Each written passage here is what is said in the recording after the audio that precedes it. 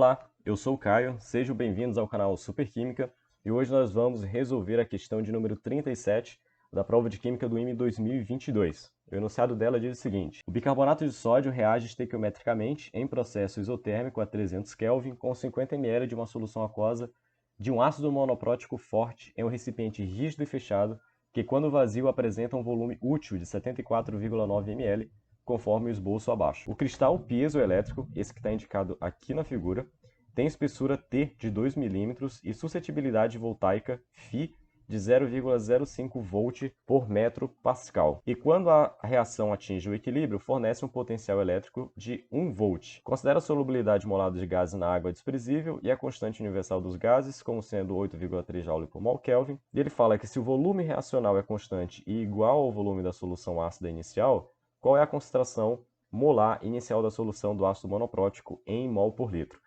Essa questão ela é bem legal porque ela trouxe um assunto bem interessante, que é trabalhar com cristais piezoelétricos, né? Um cristal piezoelétrico ele é capaz de gerar um campo elétrico ao se fazer pressão nele. E com isso ele fornece uma diferença de potencial. Então, a questão é que você, sabendo qual que é essa diferença de potencial, consiga calcular qual que é a concentração da solução ácida que a gente tem aqui. Primeiro, a gente tem que olhar para a reação. Ele falou que um ácido monoprótico forte vai reagir estequiometricamente com o bicarbonato de sódio. Aí você tem que lembrar que o bicarbonato de sódio é isso aqui, né? O NaHCO3. Quando um ácido reage com o bicarbonato de sódio aqui, o que acontece é que esse hidrogênio aqui, a parte positiva do ácido, né, o cátion aqui do ácido, ele vai se unir com o ânion desse sal aqui e vai formar o H2SO3, que é o ácido carbônico. E o ânion aqui do ácido vai se unir com o cátion do sal e vai formar aqui o NaA. O que é interessante do ácido carbônico? É que ele é um ácido instável e ele acaba se decompondo em água líquida e CO2 gasoso, que é justamente o gás que vai ser responsável por fazer a pressão no cristal piezoelétrico. Olha que interessante. Nós temos aqui o gás, que vai ocupar só esse espaço aqui, porque ele falou que a solubilidade desse gás eu posso considerar como desprezível. Então, todo o gás que vai ser formado, ele vai estar aqui nesse espaço. E aí ele deu alguns volumes para a gente. Ele disse que o volume útil, que é todo esse espaço aqui, olha, todo esse volume aqui, é 74,9 ml. Ele deu também que o volume de ácido da solução aqui é de 50 ml.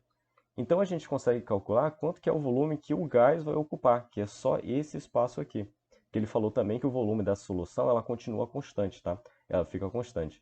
Então, o volume que o gás vai ocupar é exatamente a diferença, 74,9 menos 50, 24,9 ml. Agora, vamos utilizar os dados que ele deu com relação ao cristal.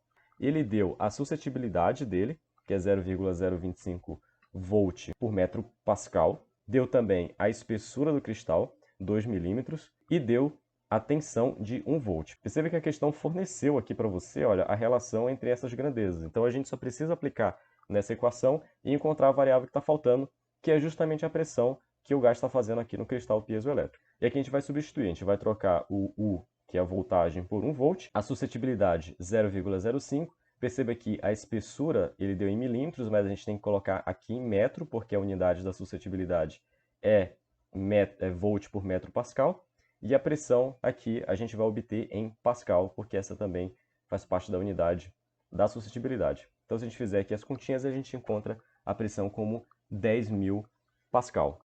Agora, a gente vai considerar que o CO2 ele é um gás ideal para a gente poder aplicar aqui a relação do PV igual a nRT, porque com isso a gente, sabendo o volume, a temperatura de 300 Kelvin que ele forneceu e a pressão, nós conseguimos encontrar qual que é a quantidade de mols de gás que foi gerado naquela reação, beleza? Então vamos lá, a pressão é 10.000 pascal, coloquei aqui 1 vezes 10 a 4, vezes 24,9 vezes 10 a menos 6 metros cúbicos, né? Ele forneceu o volume em ml, mas a gente tem que colocar aqui o volume em metro cúbico, porque a constante dos gases aqui está em joule por mol Kelvin, e o joule é o produto aqui do pascal pelo metro cúbico, né? A temperatura ele forneceu também, que é 300 Kelvin, ele falou que o processo é isotérmico. Então, fazendo as continhas aqui, olha, a gente encontra 10 a 4 vezes 10 na menos 6 vai dar 10 na menos 2. Então, vai dar 0,249. 8,3 vezes 300 vai dar 2.490 vezes N. Olha que bonitinho, né? A questão já colocou os valores assim para dar bem certinho. Então, se a gente fizer essa conta, a gente encontra que o número de mols de gás gerado foi 0,0001 mol. Agora, vamos voltar lá para a reação para a gente tentar encontrar a relação estequiométrica entre a quantidade de mols de gás que foi formado e a quantidade de ácido que tinha lá na solução.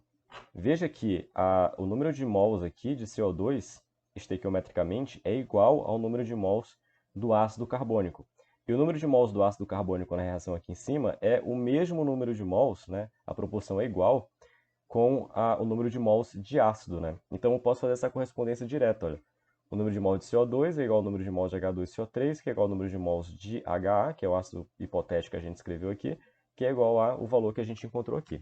Beleza? Eu fiz isso porque, né, todos eles estão na proporção de 1 para 1. Se aqui, por exemplo, tivesse um 2 aqui no H2CO3, o número de mols de H2CO3 teria que ser o dobro do número de mols de CO2. Agora a gente pode calcular, finalmente, a concentração do ácido. Ele falou que o volume do ácido não muda, então continua sendo 50 ml. Se a gente pegar aqui o número de mols e dividir pelo volume, a gente encontra então a molaridade em mol por litro. Fazendo essa continha, a gente encontra 0,002 mol por litro. O gabarito, então, é a letra D.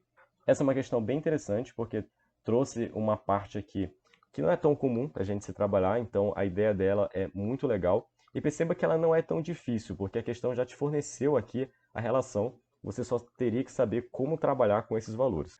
Espero que vocês tenham gostado. Se gostou, não esqueça de deixar o seu like e compartilhar com seus amigos.